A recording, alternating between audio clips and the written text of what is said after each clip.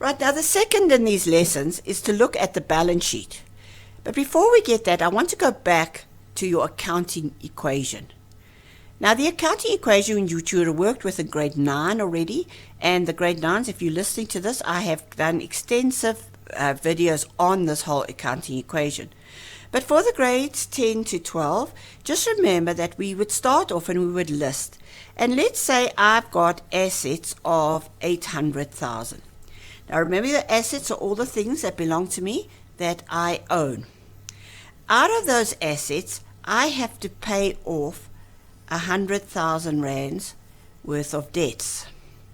And that will mean that I've got an owner's equity, or what owner's equity means is what I am worth, is 700,000. All right.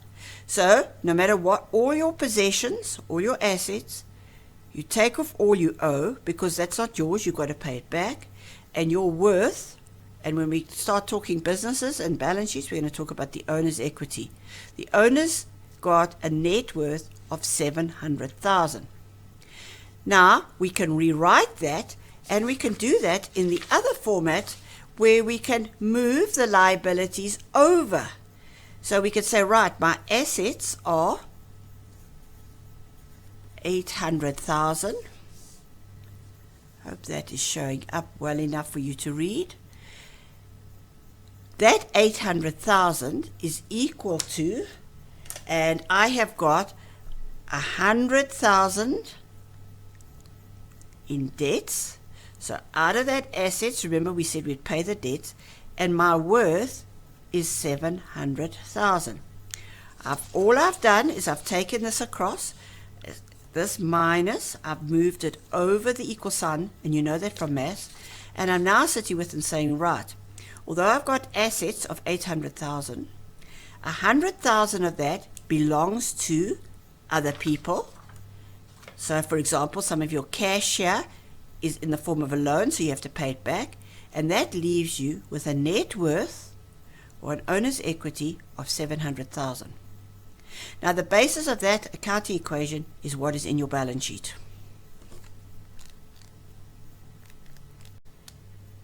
So now let's take a look at a balance sheet.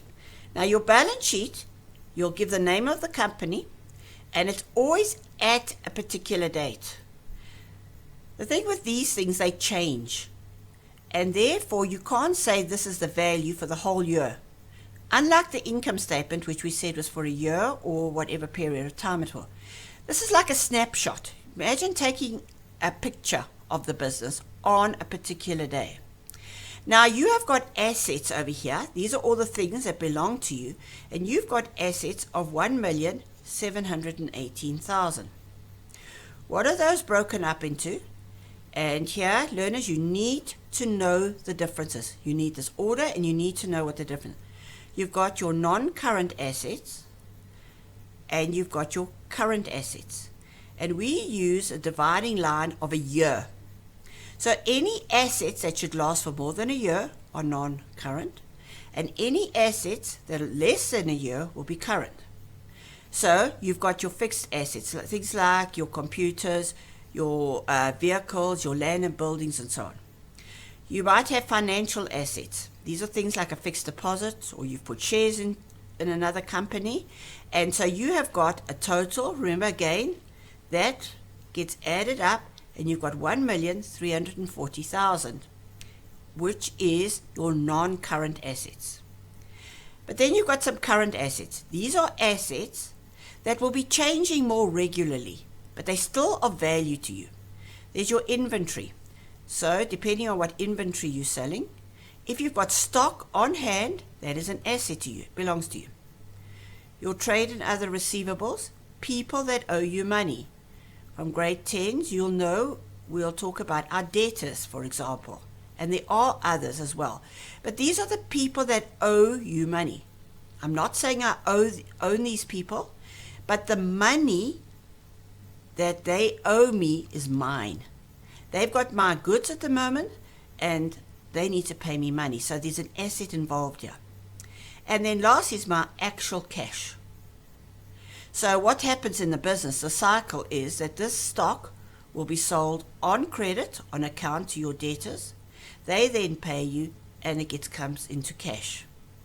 And then again, you go around this merry-go-round. All right. Now, these current assets amount to 378,000. So you've got 1,718,000 invested in assets at this particular point in time. So first thing to remember is assets must come first. And you need to know the difference between a non-current and a current asset. Right, now going back to our accounting equation, out of this 1,718,000, you have liabilities, debts that you have to pay back.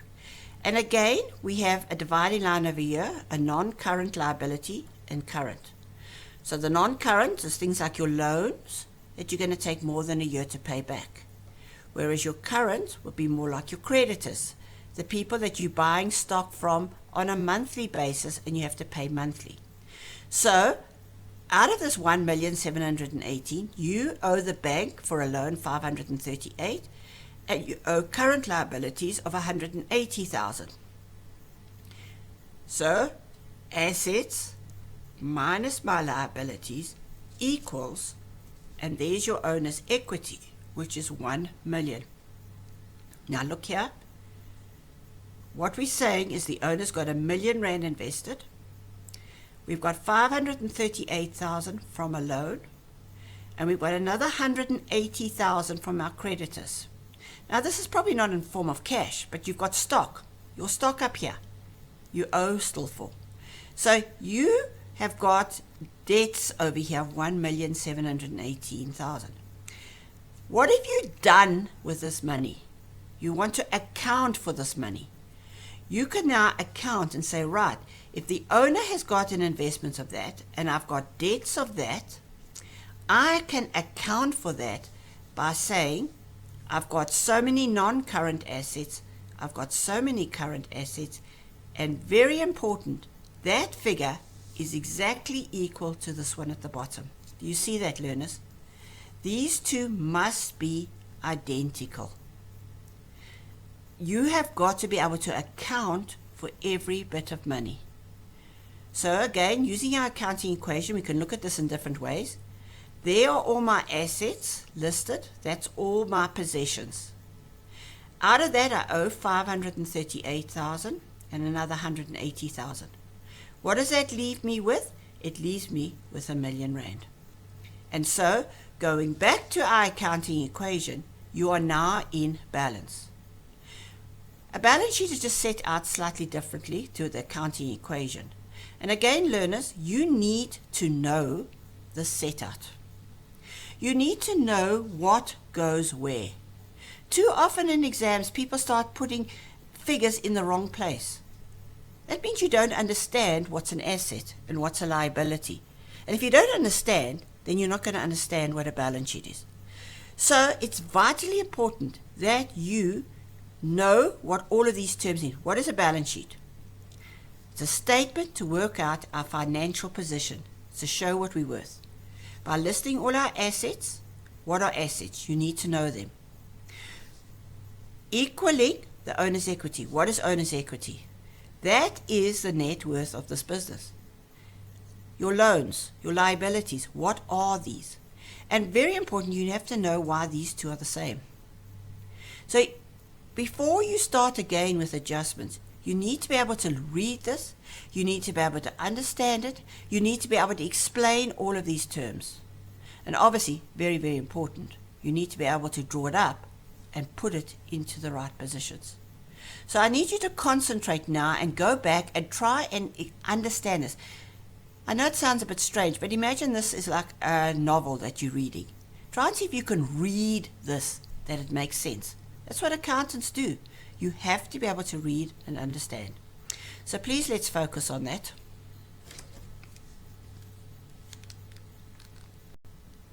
Right, now just as a last thing, I just want to look at this owner's equity here.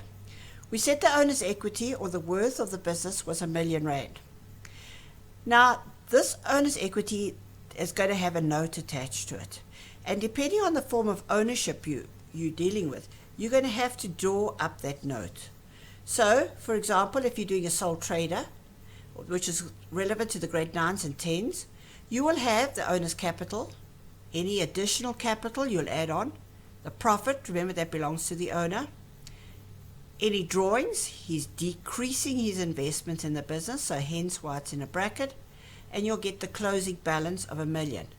It's that figure that you will put into the balance sheet, but you will have to do this calculation as well. For the grade 11s, you will be looking at partnerships, and there you're going to look at capital and current accounts. Now, I'm not explaining the difference now. You'll do that in your partnerships, but the important thing is that your owner's investment is also R1 million. And in the case of companies, for the matrix, you're going to be focusing on share capital, the shares that are sold, and the retained income. The important thing for all of this is that each one of them will have R1 million, and that's what's going to be equal to the owner's equity.